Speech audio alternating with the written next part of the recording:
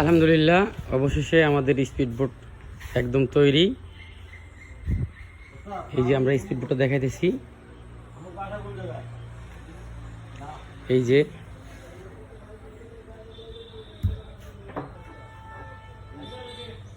এটা হলো সিট, এগুলো ভিআইপি, এগুলো একটু নর্মাল। পিছনে বসতে পারবে 3-6 জন, ওই পাশে 3 জন, এই পাশে 3 জন। এ হলো আমাদের ইঞ্জিল 80।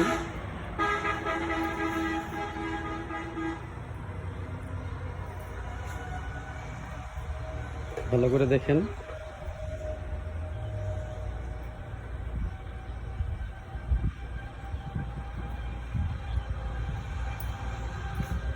টোটাল লুকটা হলো এই।